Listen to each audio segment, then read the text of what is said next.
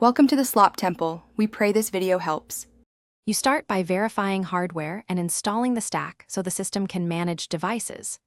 Run rrefkill and lsusp to confirm your adapter. This tells you if Linux recognizes the radio. Once done, install Blues and Bluemen so you have both the daemon and GUI tools. That provides the control utilities you need.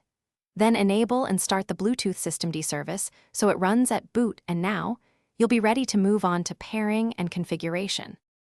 Now you pair devices, using Bluemen for a GUI or Bluetooth tool for exact control. Choose based on preference.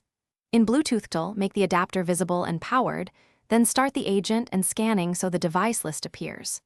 Once you see your target, issue pair, then trust to allow reconnections, and finally connect.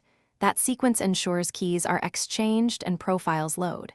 If you need audio, make sure Pulse Audio or Pipewire recognizes the device, and set the profile to A2DP for high quality.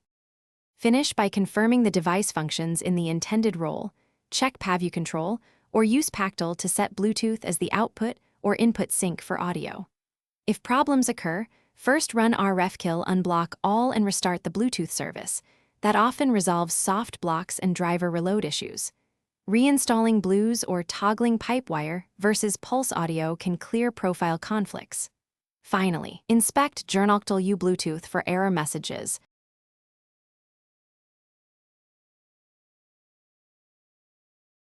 Thanks for watching. Consider subscribing if we helped you.